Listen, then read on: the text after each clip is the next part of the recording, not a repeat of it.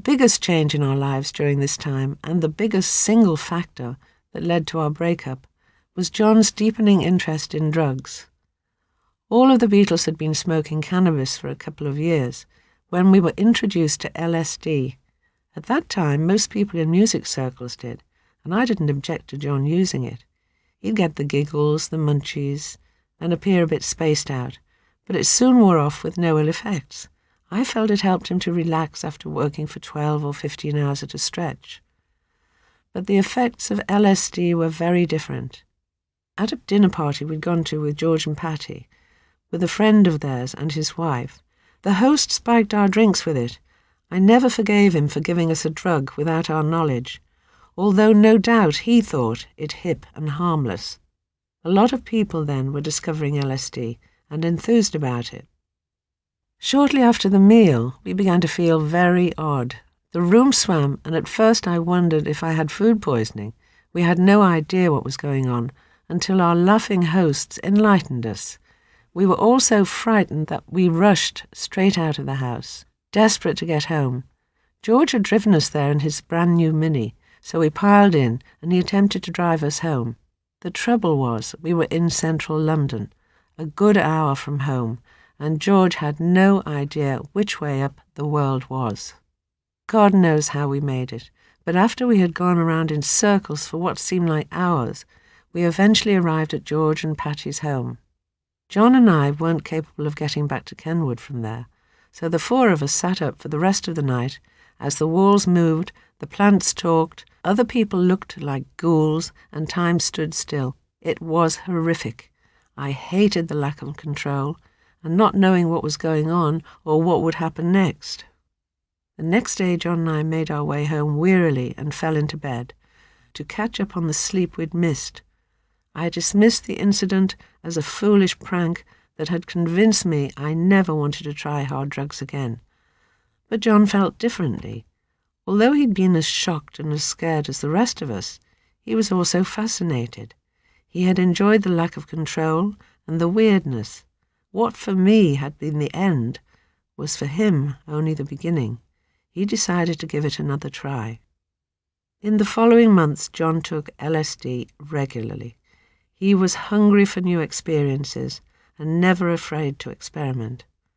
George had found it fascinating too, and he also took it again, as did Paul and Ringo. But John felt it gave his life a whole new dimension. The other Beatles were much more cautious, but John threw himself into it with abandon, convinced that this was the way to greater enlightenment, creativity, and happiness. When John was tripping, I felt as if I was living with a stranger. He would be distant, so spaced out that he couldn't talk to me coherently.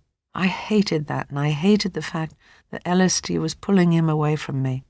I wouldn't take it with him, so he found others who would. Within weeks of his first trip, John was taking LSD daily, and I became more and more worried. I couldn't reach him when he was tripping, but when the effects wore off, he would be normal until he took it again. Initially, John's drug-taking didn't make a big impact on his work. He took the LSD after recording sessions and concerts, not during them. Later, his drug-taking filtered through into his songwriting, but at this stage his work seemed unaffected. Soon he was bringing home a ragged assortment of people he'd met through the drugs. After a clubbing session, he'd pile in with anyone he'd picked up during the evening, whether he knew them or not. They were all high and littered our house for hours, sometimes days on end. They'd wander around glassy-eyed, crash out on the sofas, beds and floors, then eat whatever they could find in the kitchen. John was an essentially private man, but under the influence of drugs, he was vulnerable to anyone and everyone who wanted to take advantage of him. I knew I couldn't go on like that indefinitely. Our house was being invaded by people I neither liked nor wanted to know. I was afraid for Julian and myself. I didn't want to hear loud music all night, or pick my way through semi-conscious bodies when I brought my son down for his breakfast. But every effort I made to put an end to it was met by a brick wall. A gulf was opening between me and John, and I had no idea how to bridge it. Was this a phase I had to ride out, or was it the beginning of the end? I wasn't going to give up on my marriage without trying everything I could, but I couldn't live with a man who was constantly in another dimension. John hated the distance it put between us too, but his solution was for me to join him. He did everything he could to persuade me to take LSD again. Cyn, you know how much I love you. I wouldn't let anything bad happen to you. We could both benefit from the trip. It would bring us even closer together, he begged. Please, Cyn, I know if we do it with people we love and trust, you'll be amazed how wonderful it is. Finally, I agreed. But my second experience was even worse than the first. After that episode, I had to tell John the truth he didn't want to hear. He accepted my decision and didn't try to persuade me again, but he carried on doing drugs as he had before, with others or on his own, and I did my best to accept it, hoping that eventually he would tire of it.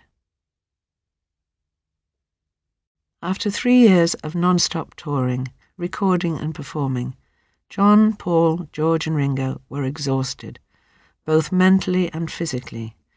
During that time they had spent months on the road, doing 3 major foreign tours a year, and performing night after night to countless thousands of fans.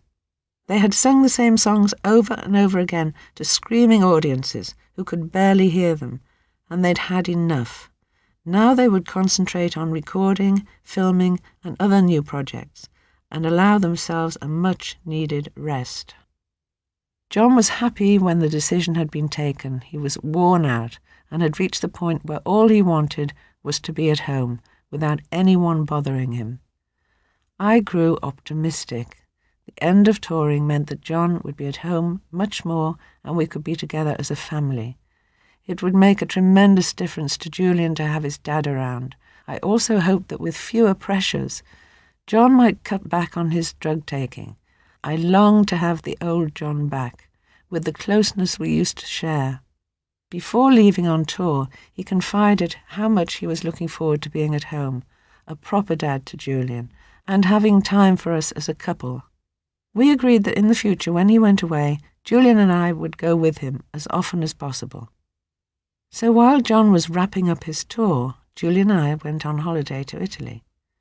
Returning to England in early July, around the same time as John, he was incredibly happy to see us and we had a loving reunion, but preparations began almost immediately for the final leg of the tour. A few months earlier, John had given a long interview to Maureen Cleave, a journalist for the London Evening Standard. She was a friend of his, and it was perhaps because of this that he had let down his guard and said, "Christianity will go, it will vanish and shrink. I needn't argue with that. I'm right, and I will be proved right.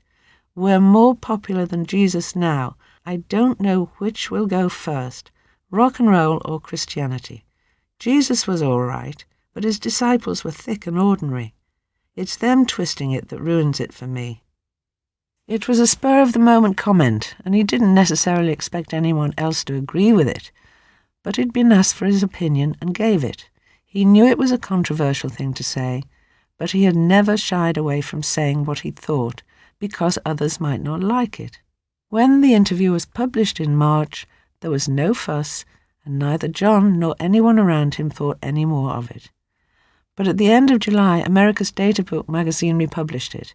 His comment that the Beatles were more popular than Christ was picked up by the American media, and all hell broke loose. Within days, Beatles music was being banned on radio stations across the states. Commentators were expressing outrage, and America's Bible Belt was up in arms. From the States, the outrage spread around the world. John received hate mail by the sackload, although he also had plenty of letters agreeing with him or offering support. We'd divide the letters into for and against piles each day. He'd asked me which was bigger. He was bemused and shaken, unable to understand why so many people thought what he said was so important. The psychic's warnings were almost worse. We received dire predictions of plane crashes and other horrendous happenings, but only one made a real impact on John. Unlike the others, it wasn't hostile or angry. that John would be shot while he was in the States. When he left on tour, he was frightened and downcast. He had never meant to provoke so much anger and hatred for stating what he saw as the truth. I was frightened too, and if I could have stopped him going, I would have. We parted, wondering whether it was our last goodbye, and clung tearfully to each other.